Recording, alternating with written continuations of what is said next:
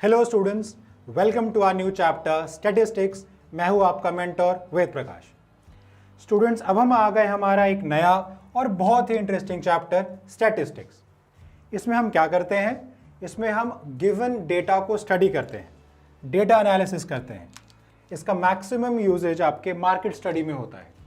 जब आपको कोई चीज़ टैली करनी होती है, जब कोई बैलेंस शीट बन रहा होता है, कहीं पे कोई स्टॉक्स के अप एंड डाउन स्टडी कर रहे होते हैं, किसी भी चीज़ को जब हमें एक प्रॉपर बैलेंस शीट के हिसाब से, प्रॉपर डेटा के हिसाब से एनालिसिस करना है, स्टडी करना है, तब हम स्टैटिस्टिक्स का यूज़ करते हैं। और इसमें हम स्टडी करेंगे students mean, median and mode. Mean तो आपने पहले बहुत बार सुना भी है, छोटी क्लासेस में आपने एवरेज भी निकाला है। और मीन का मतलब ही होता है एवरेज निकालना। मीन का मतलब ही है एवरेज निकालना। मीडियन होता है स्टूडेंट्स उस एवरेज वैल्यू के कितनी क्लोजेस्ट हमारा कोई फिगर है, कोई ऑब्जर्वेशन है, कोई रीडिंग है। मतलब वो एक सेंट्रल टेंडेंसी बताता है।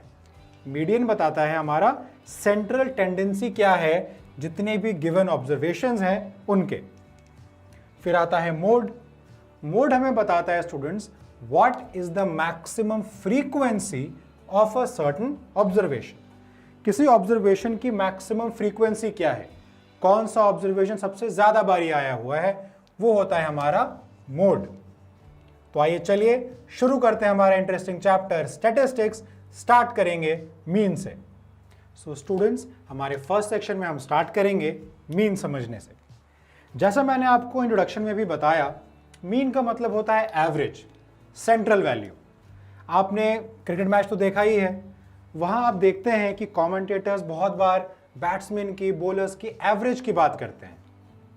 क्रिकेटर्स की, बैट्समैन की एवरेज की बात करते हैं कि इनका एवरेज इतना है, उनका एवरेज इतना है। सचिन तेंदुलकर का ओडीआई एवरेज है 44.83।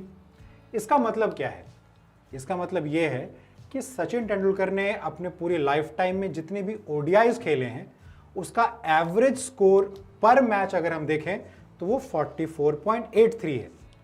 अब इसका मतलब ये तो नहीं कि उन्होंने हर मैच में इतना ही स्कोर बनाया हो। वो 0 पे भी आउट हुए हैं, 1 पे भी आउट हुए हैं, और उन्होंने डबल सेंचुरी भी लगाई है।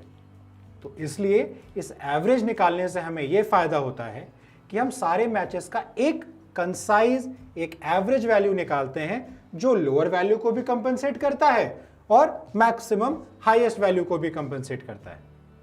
ठीक है, तो इसीलिए एवरेज है हमारा सेंट्रल वैल्यू, सेंट्रल फिगर होता है, जो कि सचिन तेंदुलकर का है 44.83।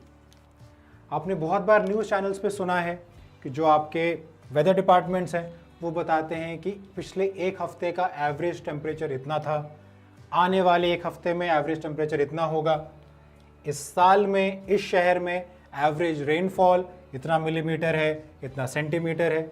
ये सारी बातें क्यों बताते हैं? क्लास मार्क्स में एवरेज बताते हैं, जब टीचर बताती है कि आपका क्लास एवरेज इतना है, एवरेज हाइट बताई जाती है। तो इन सब चीज़ों में एवरेज हमें क्या बताता है? एवरेज हमें एक कंपनसेटेड, एक सेंट्रल वैल्यू बताता है जो कि एक छोटी वैल्यू को भी कंपनसेट करेगा और एक बड़ी वैल्यू के लिए भी। दैट मीन्स कि अगर आप सबको कैलकुलेट करें तो वो एक एवरेज वैल्यू जो है वो बताएगा कि टोटल वैल्यूज में से ये हमारा सेंट्रल वैल्यू है जो कि हर छोटी वैल्यू को भी और बड़ी वैल्यू के लिए भी यूज करते हैं। ठीक है, तो सबसे पहले मैं आपको मीन या एवरेज का फॉर्मूला बता दूं। नॉर्मल जो आपने पढ़ा है, it is the sum of observations upon number of observations, है ना? Sum of observations upon total number of observations. जैसे एक सिंपल क्वेश्चन करते हैं। मान लेते हैं विनीत ने 10 टेस्ट दिए अपने पूरे साल के दौरान। मैथ्स का टेस्ट था, क्योंकि ऑब्वियसली मैथ्स स्टडी कर रहे हैं तो मैथ्स का ही रेफरेंस लेते हैं। और उन 10 टेस्ट में उसका स्कोर था 40 आउट ऑफ 100 की बात कर रहे हैं, 60, 75, 90, 64, 82, 85, 100, 1 2 3 4 5 6 7 8 55 एंड देन वंस अगेन 95। तो विनीत ने टेस्ट दिए मैथ्स के पूरे साल के दौरान और 10 टेस्ट में ये उसके 10 डिफरेंट मार्क्स हैं। अब हमें ये बताना है कि विनीत का एवरेज मार्क्स कितना आया, मीन मार्क्स कितने थे उसके। तो वो मीन हम कैलकुलेट करेंगे जब हम इन सब वैल्यूज को ऐड कर देंगे। 40 plus 60 plus 75 plus 90 plus 64 plus 82 plus 85 plus 100 plus 55 plus 95 upon total number of observations which is 10। ठीक है, तो अब इन वैल्यूज को जब हम ऐड करेंगे एंड डिवाइड करेंगे 10 से तो हमारी वो एवरेज वैल्यू आएगी।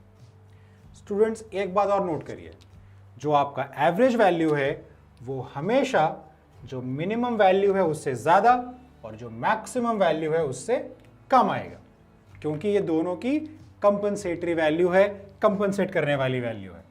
ठीक है, चलिए निकालते हैं।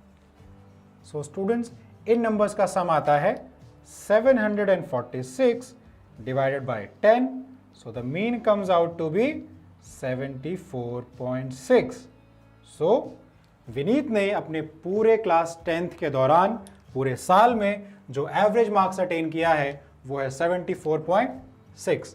ये विनीत के एवरेज मार्क्स हैं। ठीक है स्टूडेंट्स, तो ये है आपका एक सिंपल मीन का क्वेश्चन और आपने ये देखा ये 74 40 से ज़्यादा है लेकिन 100 से कम है। ठीक है, सो आपकी जो एवरेज वैल्यू होती है, मीन होती है, वो लोएस्ट वैल्यू से ज़्यादा होती है और हाईएस्ट मैक्सिमम वैल्यू से कम होती है। ठीक है स्टूडेंट्स, ये है आपका बेसिक क्वेश्चन। अब चलते हैं इसको थोड़ा सा और डिटेल में समझते हैं, सम ऑफ ऑब्जर्वेशन को, नंबर ऑफ ऑब्जर्वेशन को, और क्या कहते हैं वो जानते हैं। क्या इनका कोई मैथमेटिकल फॉर्मूला है? अगर है तो वो जानते हैं। तो चलते हैं अगले क्वेश्चन की तरफ।